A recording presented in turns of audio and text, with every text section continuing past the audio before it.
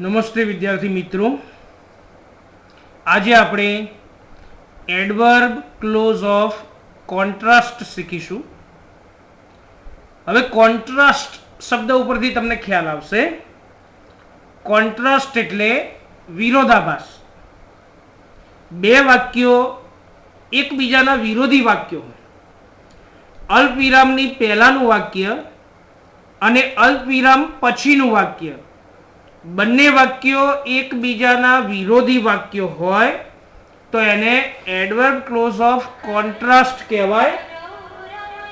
હવે વિરોધાભાસ દર્શાવવા માટે એડવર્બ ક્લોઝ ઓફ કોન્ટ્રાસ્ટ મુકાય. શેના માટે?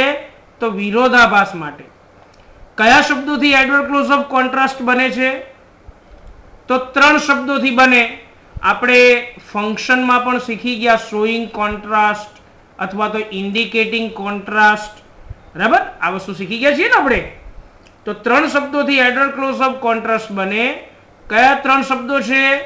ધો, હાઉએવર અને એઝ. આ ત્રણ શબ્દોથી એડવર્બ ક્લોઝ ઓફ કોન્ટ્રાસ્ટ બને. હવે આપણે આ ત્રણે ત્રણની વાક્ય રચના શીખવાની છે કે ધોની વાક્ય રચના કેવી થાય, હાઉએવરની વાક્ય રચના કેવી થાય અને એઝની વાક્ય રચના કેવી થાય. આ ત્રણે ત્રણની વાક્ય રચના આપણે સમજી લઈશું ને તો આ ટોપિક ખૂબ જ સરળતાથી સમજાઈ જશે. સૌથી પહેલા આપણે વાત કરીએ ધોવાળા વાક્યની.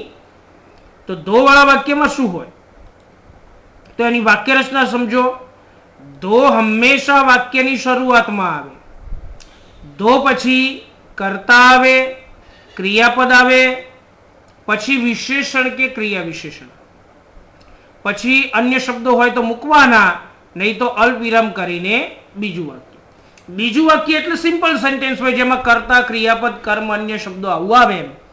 પણ જે વાક્ય રચના સમજવાની છે એ પહેલા વાક્યની સમજવાની છે કે પહેલા ધો આવે, ધો પછી કર્તા આવશે, કર્તા પછી ક્રિયાપદ અને ક્રિયાપદ પછી વિશેષણ કે ક્રિયા વિશેષણ. દાખલા તરીકે આપણે એક્ઝામ્પલ આપીને સમજવાનો પ્રયત્ન કરીએ તો અહીંયા આપ્યું છે કે ધો હી વર્કડ હાર્ડ. અલ્પવિરામ કરીને અહીંયા બીજું વાક્ય છે he could not get good marks. તો પહેલા વાક્યની વાક્ય રચના જુઓ. અહીંયા ધો વાક્યની શરૂઆતમાં આવ્યું છે ને, પછી હી શું કહેવાય? કર્તા કહેવાય. વર્કડ શું કહેવાય? ક્રિયાપદ. અને હાર્ડ એ વિશેષણ. વિશેષણ કોને કહેવાય? બરાબર, કે જે શબ્દ નામના અર્થમાં વધારો કરે. તો અહીંયા હાર્ડ એ વિશેષણ છે. તો વાક્ય રચના સમજાઈ ગઈ. પહેલા ધો, પછી કર્તા, પછી ક્રિયાપદ, પછી વિશેષણ છે અને અલ્પવિરામ કરીને આ બીજું વાક્ય આવશે. આને કોન્ટ્રાસ્ટ શા માટે કહેવાય છે? કારણ કે અલ્પવિરામની પહેલાનું વાક્ય જુઓ, હી વર્કડ હાર્ડ છે એટલે એને સખત મહેનત કરી. હવે જો કોન્ટ્રાસ્ટ ના હોય, સીધે સીધું વાક્ય સમજવું હોય તો આપણે એને સખત મહેનત કરી હોય તો એને સખત મહેનત કરી હોય તો એને સારા માર્ક્સ મળવા જોઈએ ને. પણ બીજા વાક્યમાં શું કહે છે? એ સારા માર્ક્સ મેળવી શક્યો નહીં. એટલે પહેલું વાક્ય અને બીજું વાક્ય બંને શું થયા? એકબીજાના કોન્ટ્રાસ્ટ બન્યા છે, વિરોધી વાક્યો બન્યા છે. એટલા માટે આને એડવર્બ ક્લોઝ ઓફ કોન્ટ્રાસ્ટ કહેવાય. પણ ધોની વાક્ય રચના એકદમ સિમ્પલ છે. એટલું ધ્યાન રાખવાનું કે ધો વાક્યની શરૂઆતમાં આવે, ધો પછી તરત જ કરતા આવે. આ એક નોંધ ખાસ યાદ રાખવાની કે ધો વાક્યની શરૂઆતમાં આવે છે અને તેના પછી તરત જ નામ કે સર્વનામ આવે. આ આપણે સમજી લેવાનું છે. ત્યાર પછી બીજું વાક્ય આપણે સમજીએ, હાઉએવર વાળું. ધોનો અર્થ પણ જો કે છતાં પણ થાય, હાઉએવરનો અર્થ પણ જો કે છતાં પણ એવો થાય છે. જેમ ધો વાક્યની શરૂઆતમાં આવે છે એવી જ રીતે હાઉએવર પણ વાક્યની શરૂઆતમાં આવે છે. પણ ધો પછી તરત શું આવતું હતું? કર્તા આવતું હતું, પછી ક્રિયાપદ આવતું હતું, પછી વિશેષણ કે ક્રિયા વિશેષણ આવતું. જ્યારે હાઉએવરમાં શું છે કે હાઉએવર પછી કર્તા ના આવે, હાઉએવર પછી તરત જ વિશેષણ કે ક્રિયા વિશેષણ આવે, પછી કર્તા આવે, પછી ક્રિયાપદ આવે, પછી અન્ય શબ્દો હોય તો મૂકવાના, નહીં તો અલ્પવિરામ કરીને બીજું વાક્ય આવે. આ હાઉએવરની વાક્ય રચના આપણે સમજવાની. ધો અને હાઉએવરમાં ફર્ક કેટલો છે તો ધો પણ શરૂઆતમાં આવે અને હાઉ એવર પણ વાક્યની શરૂઆતમાં આવે, પણ ધો પછી કરતા આવે, જ્યારે હાઉ એવર પછી તરત જ વિશેષણ કે ક્રિયા વિશેષણ આવે છે. આ સમજવાનું. પછી કરતા ક્રિયાપદ મૂકવાનું, અલ્પવિરામ કરીને બીજું વાક્ય. હવે પેલું આગળ આપણે ધો હી વર્કડ હાર્ડ વાળું વાક્ય હતું એને હાઉ એવરમાં ફેરવવું હોય તો હાઉ એવર તો પહેલું મૂકી દેવાનું, પછી આપણે એમાંથી વિશેષણ આગળ લાવવાનું. વિશેષણ શું હતું? હાર્ડ. તો હાઉ એવર હાર્ડ, પછી કરતા અને ક્રિયાપદ એટલે હી વર્કડ. એટલે હાઉ એવર વાળું વાક્ય આવું બન્યું કે how ever hard he worked. Hello, અરે ભાઈ હું લેક્ચરમાં છું, મને થોડી વાર રહીને રિંગ કરો, હું કાપું છું, ખબર પડવી જોઈએ ફોન.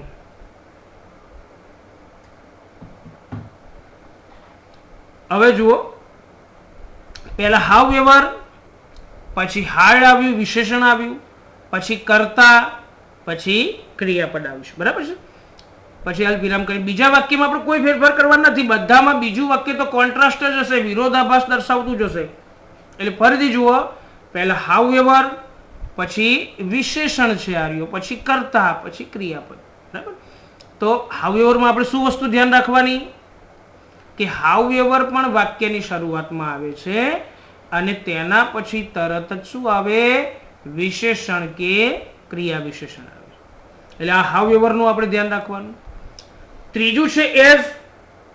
એઝનો અર્થ પણ જો કે છતાં પણ એવો થાય, પણ જે એઝ છે ને એ એઝ વાક્યની શરૂઆતમાં નહીં આવે. જેમ ધો અને હાઉ એવર વાક્યની શરૂઆતમાં આવે છે એવી જ રીતે એઝ વાક્યની શરૂઆતમાં નહીં આવે. એઝ વાળા વાક્યમાં શરૂઆતમાં શું આવશે? વિશેષણ કે ક્રિયા વિશેષણ શરૂઆતમાં આવશે, પછી એઝ આવશે. એટલે ધો અને હાઉ એવર બંને શરૂઆતમાં આવે છે, જ્યારે એઝ શરૂઆતમાં આવતું નથી. એઝ વાળા વાક્યમાં વિશેષણ કે ક્રિયા વિશેષણ શરૂઆતમાં આવે, પછી એઝ આવે, પછી કરતા અને ક્રિયાપદ અન્ય શબ્દો હોય તો એ છે, તો અલ્પવિરામ કરીને બીજું વાક્ય. ફરીથી જુઓ, એઝની વાક્ય રચના શું છે કે એઝ વાળા વાક્યમાં શરૂઆતમાં વિશેષણ કે ક્રિયા વિશેષણ, પછી એઝ, પછી કરતા, ક્રિયાપદ અને અલ્પવિરામ કરીને બીજું વાક્ય બને. તો અહીંયા જુઓ, શરૂઆતમાં શું મૂકીશું આપણે? વિશેષણ મૂક્યું ને હાર્ડ, તો હાર્ડ વિશેષણ શરૂઆતમાં મૂક્યું, પછી એઝ, પછી હી કરતા છે, વર્કડ ક્રિયાપદ છે. તો આ ત્રણેયમાં પોઝિશન કે ધો કઈ જગ્યાએ આવે ને એના પછી શું આવે, હાઉ એવર કઈ જગ્યાએ આવે ને એના પછી શું આવે, અને એઝ કઈ જગ્યાએ આવે ને એના પહેલા શું આવે, આ ધ્યાન રાખવાનું છે. એટલે એઝ વાળામાં નોંધ યાદ રાખવાની કે એઝની પહેલા હંમેશા વિશેષણ કે ક્રિયા વિશેષણ આવે છે. તો આ ત્રણેય ધો, હાઉ એવર અને એઝનો ખ્યાલ આવી ગયો ને. પછી ચોથું છે ઇનસ્પાઇટ ઓફ. હવે ધો, હાઉ એવર અને એઝ થી કોમ્પ્લેક્સ સેન્ટેન્સ બને છે, એટલે એ ક્લોઝ કહેવાય છે. ઇનસ્પાઇટ ઓફ થી કોમ્પ્લેક્સ સેન્ટેન્સ બનતું નથી, સિમ્પલ સેન્ટેન્સ બને છે. પણ ઇનસ્પાઇટ ઓફ પણ કોન્ટ્રાસ્ટ બતાવવા વપરાય છે. તો ઇનસ્પાઇટ ઓફ વાળા વાક્યની આપણે વાત કરીએ તો ઇનસ્પાઇટ ઓફ ની વાક્ય રચના કેવી બને સમજો.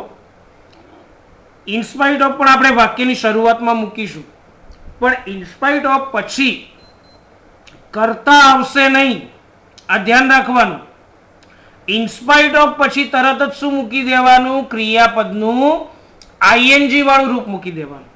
એટલે પહેલા ઇનસ્પાઇટ ઓફ, પછી ક્રિયાપદનું આઈએનજી વાળું રૂપ, પછી વિશેષણ કે ક્રિયા વિશેષણ મૂકવાનું, અન્ય શબ્દો, અને પછી અલ્પવિરામ કરીને બીજું વાક્ય આવશે. એટલે એ આગળ જે આપણે વાક્ય શીખ્યા એનું ઇનસ્પાઇટ ઓફ વાળું બનાવવું હોય તો ઇનસ્પાઇટ ઓફ. હવે એમાં ક્રિયાપદ હતું વર્કડ, તો વર્કડનું આઈએનજી શું થાય? તો વર્કિંગ થાય. તો ઇનસ્પાઇટ ઓફ વર્કિંગ, પછી વિશેષણ કે ક્રિયા વિશેષણ, તો વિશેષણ શું હતું? હાર્ડ. તો ઇનસ્પાઇટ ઓફ વર્કિંગ હાર્ડ, પછી બાકીનું વાક્ય લખી દેવાનું, he could not get good marks. તો જુઓ, અહીંયા આપણે જોઈ શકીએ છીએ કે ઇનસ્પાઇટ ઓફ પણ વાક્યની શરૂઆતમાં આવેલું છે, પણ ઇનસ્પાઇટ ઓફ પછી શું આવ્યું છે? ક્રિયાપદનું આઈએનજી વાળું રૂપ, અને પછી હાર્ડ એ વિશેષણ છે. અહીંયા ઇનસ્પાઇટ ઓફ વાળા વાક્યમાં કરતા આવતો નથી, આ આપણે ખાસ ધ્યાન રાખવાનું છે. એમાં પણ બીજું વાક્ય તો વિરોધી જશે. ખરેખર સખત મહેનત કરી હોય તો સારા માર્ક્સ મળવા જોઈએ ને, પણ ક્યાં છે સારા માર્ક્સ મળતા નથી. એટલે ઇન્સ્પાઇટ ઓફ શબ્દનો અર્થ થાય છે ના હોવા છતાં. તો આ રીતે ઇન્સ્પાઇટ ઓફ વાળું વાક્ય બને છે. તો આ ચારે ચારની વાક્ય રચના ખબર પડી ગઈ ને બેટા. હવે આપણે એનું ટ્રાન્સફોર્મેશન શીખીએ. ધો હાઉ એવર એઝ નું ટ્રાન્સફોર્મેશન શું થાય જુઓ. અહીંયા એક વાક્ય આપ્યું છે કે he is fat yet he runs very fast. અહીંયા બટ યેટ કે સ્ટીલ વાક્યની વચ્ચે આપ્યું હોય એ પણ વિરોધી બતાવવા થાય છે ને. આપણે શોઈંગ કોન્ટ્રાસ્ટ કે ઇન્ડિકેટિંગ કોન્ટ્રાસ્ટ ફંક્શનમાં શીખ્યા હતા, એમાં બટ યેટ કે સ્ટીલ થી બનતું હતું ને. હવે આ બટ યેટ કે સ્ટીલ વાળા વાક્યમાં મારે ધો મૂકવું છે. ધો ક્યાં આવશે? વાક્યની શરૂઆતમાં. ધો પછી શું આવે? કર્તા આવે, પછી ક્રિયાપદ, પછી વિશેષણ. પછી આપણે બટ યેટ કે સ્ટીલ કાઢી દેવાનું ને એની જગ્યાએ શું મૂકી દેવાનું? અલ્પવિરામ મૂકી દેવાનું. એટલે આ વાક્યને ધો વાળું વાક્ય બનાવવું હોય તો શું થાય? ધો હી ઇઝ ફેટ અલ્પવિરામ હી રન્સ વેરી ફાસ્ટ. આવું વાક્ય બને ધો વાળું, કે ધો he is fat he runs very fast. હવે આને હાઉ એવર વાળું વાક્ય આપણે બનાવવું છે. તો ધોની જેમ અહીંયા જેમ ધો વાક્યની શરૂઆતમાં છે ને, એવી રીતે હાઉ એવર પણ વાક્યની શરૂઆતમાં આવશે. પણ હાઉ એવર પછી શું આવે? વિશેષણ આવે ને. એટલે આ જે વિશેષણ દેખાય છે ને ફેટ, એ વિશેષણને આગળ લાવી દેવાનું. એટલે કે હાઉ એવર ફેટ પછી કર્તા અને ક્રિયાપદ મૂકવાનું. એટલે હી ઇઝ અલ્પવિરામ હી રન્સ વેરી ફાસ્ટ. એટલે હાઉ એવર વાળું વાક્ય આવું બન્યું ને, કે હાઉ એવર પછી વિશેષણ ફેટ પછી કર્તા ક્રિયાપદ એટલે he is he runs very fast. તો હાઉ એવર વાળું વાક્ય પણ આવું બન્યું. હવે એઝ વાળું વાક્ય આપણે બનાવવું છે. તો એઝ વાળું વાક્ય બનાવવું હોય તો એઝ તો ક્યારે વાક્યની શરૂઆતમાં ના આવે ને. તમને બધાને ખબર છે કે એઝ વાળા વાક્યમાં શરૂઆતમાં શું આવે? વિશેષણ આવે. અહીંયા વિશેષણ શું દેખાય છે? ફેટ. તો આ જે ફેટ વિશેષણ છે એને વાક્યની શરૂઆતમાં લાવીશું, પછી એઝ મૂકીશું, પછી કર્તા અને ક્રિયાપદ, પછી અલ્પવિરામ કરીને બીજું વાક્ય. એટલે એઝ વાળું વાક્ય શું થયું? Fat as he is he runs very fast. તો આ એકબીજાનું ટ્રાન્સફોર્મેશન થયું. હવે આપણે ઇન્સ્પાઇટ ઓફ વાળું વાક્ય બનાવવું હોય તો ઇન્સ્પાઇટ ઓફ વાળું વાક્ય અહીંયા બનાવવું છે તો શું થશે? પહેલા ઇન્સ્પાઇટ ઓફ આવશે ને. તો ઇન્સ્પાઇટ ઓફ પછી શું આવે? ક્રિયાપદનું આઈએનજી વાળું રૂપ આવે ને. તો અહીંયા ક્રિયાપદ તો ઇઝ આપ્યું છે, તો ઇઝ નું મૂળ રૂપ શું થાય? તો એમ, ઇઝ, આર, વોઝ, વેર આ બધા છે ને ટુ બી ના રૂપ છે. એટલે તમને વાક્યમાં એમ આપ્યું હોય, ઇઝ આપ્યું હોય, આર આપ્યું હોય, વોઝ આપ્યું હોય કે વેર આપ્યું હોય, આ બધાનું મૂળ ક્રિયાપદ બી થાય. બી ઈ બી. અને તમારે એનું આઈએનજી કરવું હોય તો બીઇંગ કરવું પડે. ઇઝ નું આઈએનજી ઇઝિંગ કે એમ નું આઈએનજી એમિંગ એવું ના થાય. બરાબર? એનું આઈએનજી બીઇંગ થાય. એટલે ઇન્સ્પાઇટ ઓફ વાળું વાક્ય બનાવવું હોય તો શું થાય? ઇન્સ્પાઇટ ઓફ બીઇંગ અને પછી વિશેષણ ફેટ હી રન્સ વેરી ફાસ્ટ. આ રીતનું ટ્રાન્સફોર્મેશન થાય છે. આ રીતના નિયમોમાં તમને ખ્યાલ આવી ગયો. હવે ધો વાળા વાક્યમાં ઇન્સ્પાઇટ ઓફ કે ડિસ્પાઇટ નો ઉપયોગ કરવો શું થાય? અહીંયા જુઓ. Though he has 5 pens he does not lend any. હવે આનું આપણે ઇન્સ્પાઇટ ઓફ નો ઉપયોગ કરવો છે તો આપણે ધોની જગ્યાએ શું મૂકીશું? ઇન્સ્પાઇટ ઓફ મૂકીશું. અને ઇન્સ્પાઇટ ઓફ નો નિયમ તો આ વાક્ય રચના તો આપણને ખબર છે ને, કે ઇન્સ્પાઇટ ઓફ પછી તરત જ આઈએનજી વાળું ક્રિયાપદ આવે. તો આપણે ધોની જગ્યાએ ઇન્સ્પાઇટ ઓફ મૂક્યું. ધો ઇન્સ્પાઇટ ઓફ વાળા વાક્યમાં કરતા આવતો નથી. એટલે ઇન્સ્પાઇટ ઓફ વાળું વાક્ય બનાવવું હોય તો પહેલા ઇન્સ્પાઇટ ઓફ પછી હેઝ નું આઈએનજી વાળું રૂપ બનાવવું પડશે ને. તો હેવ અને હેઝ આ બંને ટુ હેવ ના રૂપ કહેવાય. એટલે હેવ ને આઈએનજી લગાવવું પડે. એટલે in spite of having 5 pens he does not lend any. આવું વાક્ય થાય. બરાબર? એટલે ધો વાળું વાક્ય કોમ્પ્લેક્સ સેન્ટેન્સ કહેવાય, જ્યારે ઇન્સ્પાઇટ ઓફ વાળું વાક્ય સિમ્પલ સેન્ટેન્સ બને છે. હવે આ રીતના આપણે વાક્યોની આપણે પ્રેક્ટિસ કરીએ થોડીક એમસીક્યુ ની. ચલો આ એક વાક્ય આપ્યું છે, ખાલી જગ્યા C joined the NCC camp. હવે અહીંયા તમને લખ્યું હશે બરાબર, કોન્ટ્રાસ્ટ. કોન્ટ્રાસ્ટ વાળું વાક્યમાં જુઓ તમે, હાઉ એવર થી પણ બને અને એસ થી પણ બને. બીકોઝ અને ઇફ થી કોન્ટ્રાસ્ટ બનતું નથી. હવે હાઉ એવર ની વાક્ય રચના શું છે કે પહેલા હાઉ એવર વાક્યની શરૂઆતમાં આવે, હાઉ એવર પછી વિશેષણ આવે, પછી કર્તા આવે ને ક્રિયા. એઝ ની વાક્ય રચના શું? તો એજ શરૂઆતમાં ના આવે, પણ એઝ વાળા વાક્યમાં શરૂઆતમાં વિશેષણ આવે. અહીંયા માનસી એ વિશેષણ ના કહેવાય, માનસી એ તો નામ છે. એટલે અહીંયા કોન્ટ્રાસ્ટ શું બન્યું? હાઉ એવર બન્યું ને. એટલે આ રીતે. બીજું છે રેગ્યુલર એઝ રસ્ટ્રેન વોઝ ઇન હિઝ વર્ક. જો કે રસ્ટ્રેન પોતાના કામમાં નિયમિત હતો.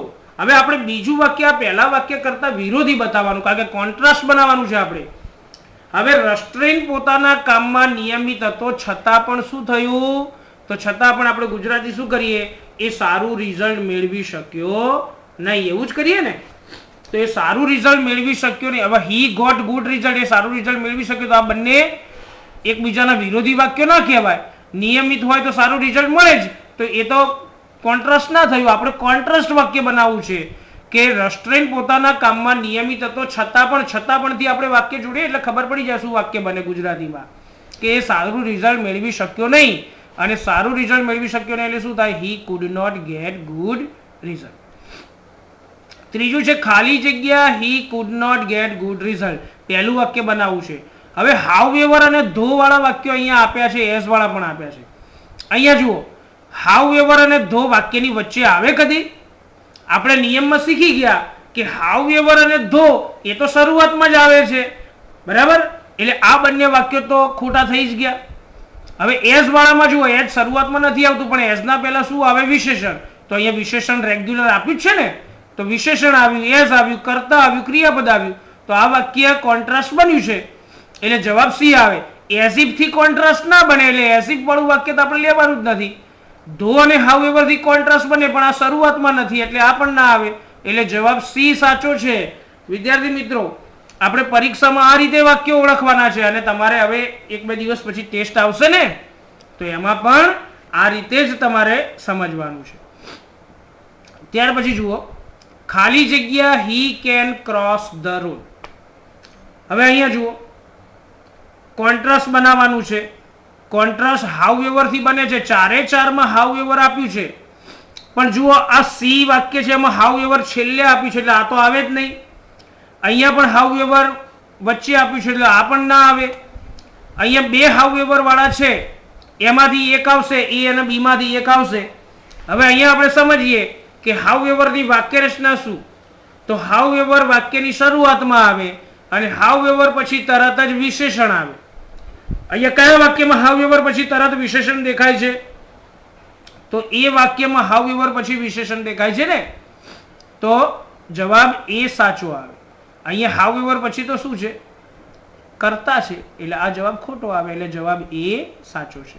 એટલે ટૂંકમાં તમને આ ધો, હાઉ એવર, એઝ અને ઇન્સ્પાઇટ ઓફ ની વાક્ય રચના જો ખબર હોય ને, તો આ ટોપિક સમજવો બહુ જ સરળ છે. તમે ખૂબ જ ઇઝીલી અને સરળતાથી આ ટોપિક સમજી શકશો મિત્રો. હવે જુઓ આગળ, 5મું વાક્ય છે, ખાલી જગ્યા we could not reach the station in time. છતાં પણ કહે છે કે અમે સમયસર સ્ટેશને પહોંચી શક્યા. હવે અહીંયા કોન્ટ્રાસ્ટ બનાવવું છે, તો હેવિંગ થી કોન્ટ્રાસ્ટ ના બને, ડ્યુ ટુ થી ના બને, એટલે આ બે તો નીકળી જ ગયા. ઇન્સ્પાઇટ ઓફ ધી કોન્ટ્રાસ્ટ બને, પણ ઇન્સ્પાઇટ ઓફ વાળી વાક્ય રચના આપણે યાદ રાખીએ. ઇન્સ્પાઇટ ઓફ વાળી વાક્ય રચનામાં શું છે કે ઇન્સ્પાઇટ ઓફ વાક્યની શરૂઆતમાં આવે, અને ઇન્સ્પાઇટ ઓફ પછી તરત જ ક્રિયાપદનું આઈએનજી વાળું રૂપ આવે છે, બરાબર. તો ઇન્સ્પાઇટ ઓફ પછી તરત આઈએનજી વાળું રૂપ કયું છે? તો ઇન્સ્પાઇટ ઓફ રનિંગ ફાસ્ટ, એટલે ડી જવાબ સાચો બન્યો. પછી છે even if his father denied him the permission.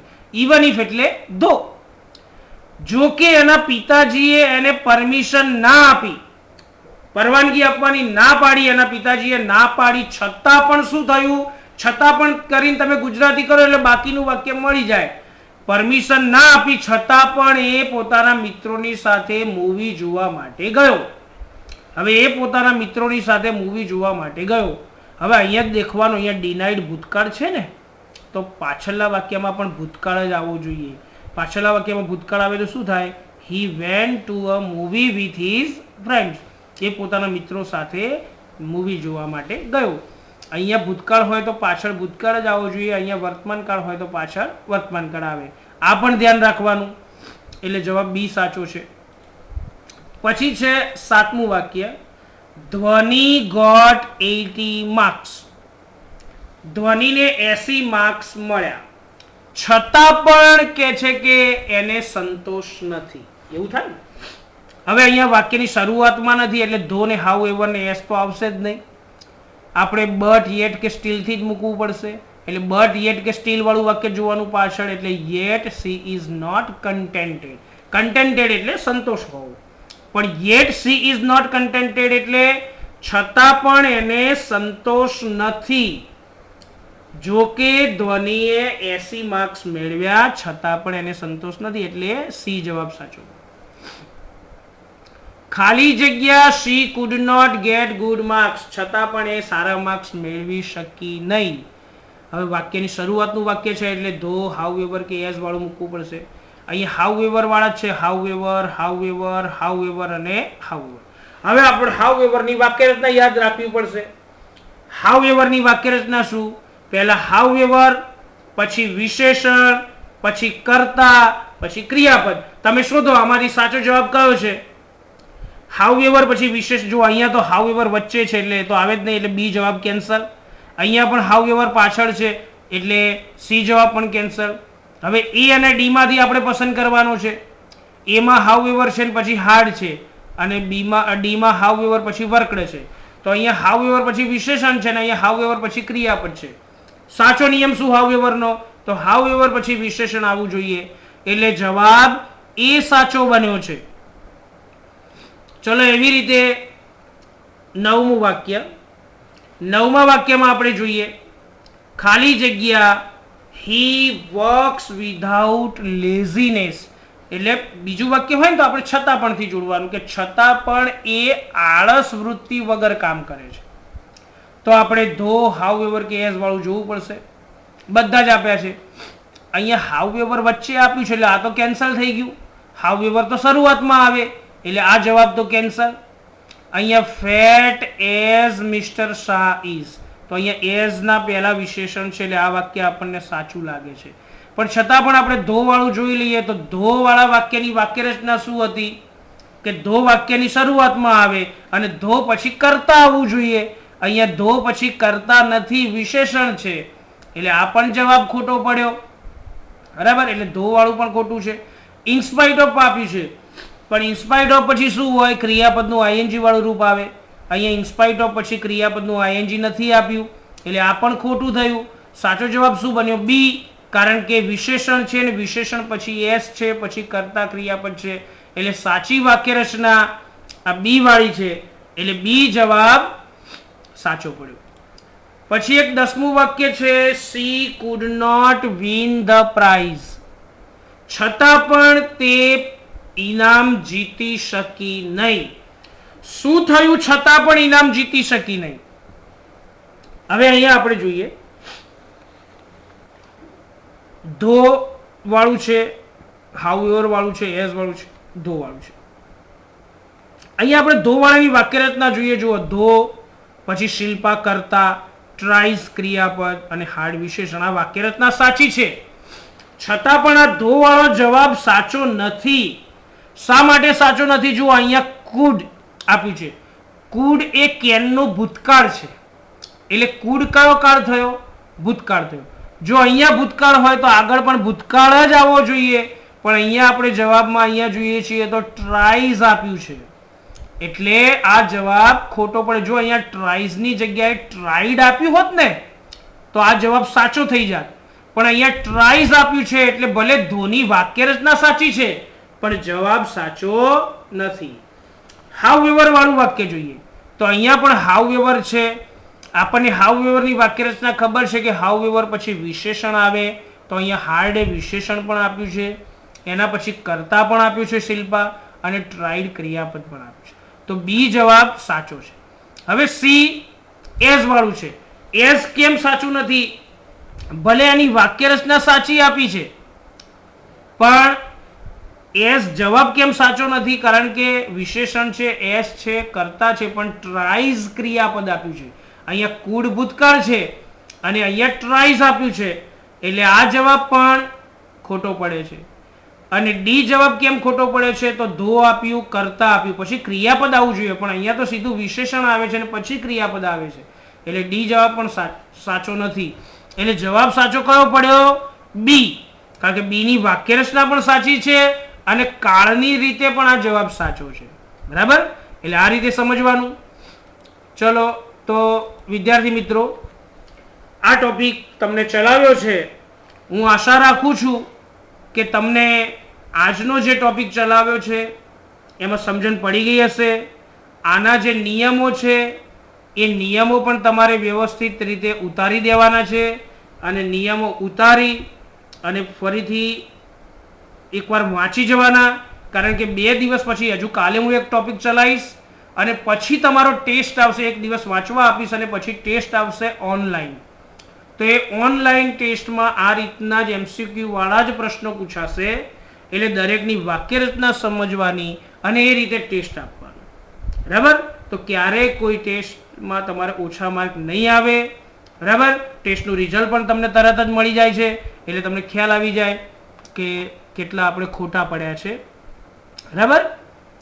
તો આજે આપણે આટલું રાખીએ. આવતીકાલે પાછો નવો ટોપિક લઈને આવીશું.